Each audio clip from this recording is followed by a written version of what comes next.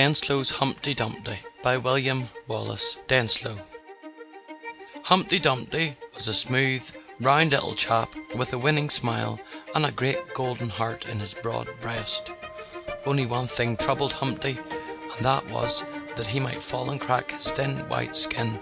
He wished to be hard all the way through, for he felt his heart wobble when he walked or ran about, so off he went to the black hen for advice.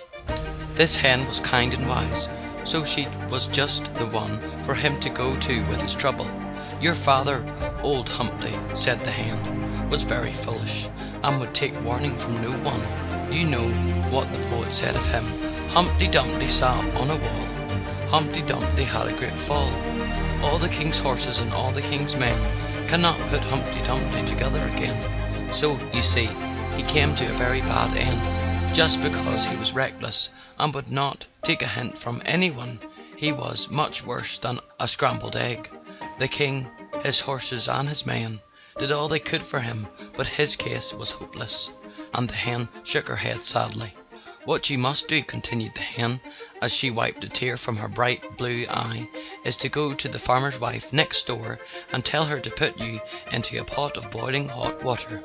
Your skin is so hard and smooth it will not hurt you, and when you come out you may do as you wish. Nothing can break you, and you can tumble about to your heart's content, and you will not break, nor even dent yourself." So Humpty rolled in next door and told the farmer's wife that he wanted to be put into boiling hot water, as he was too brittle to be of any use to himself or to anyone else. "Indeed you shall," said the farmer's wife. "What is more, I shall wrap you up in a piece of spotted calico, so that you will have a nice coloured dress.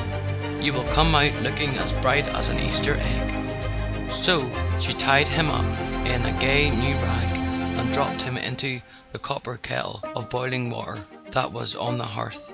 It was pretty hot for Humpty at first, but he soon got used to it, and was happy, for he felt himself getting harder every minute. He did not have to stay in the water long before he was quite well done, and as hard as a brick all the way through.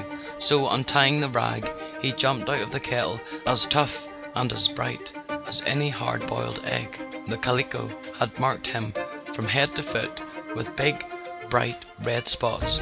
He was as gaudy as a circus clown and as nimble and merry as one. The father's wife shook with laughter to see the pranks of the little fellow, for he frolicked and frisked about from table to chair and mantelpiece.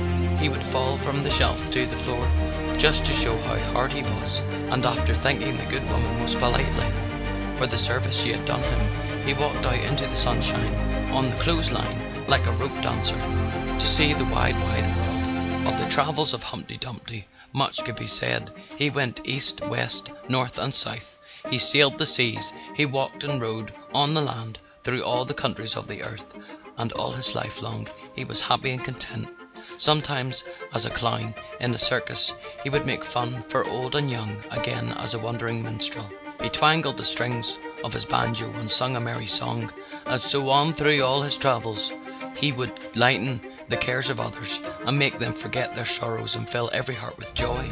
But wherever he went, in sunshine or in rain, he never forgot to sing the praises of the wise black hen, nor the good kind farmer's wife, who had started him in life hardened against sorrow, with a big heart in the right place for the cheer and comfort of others.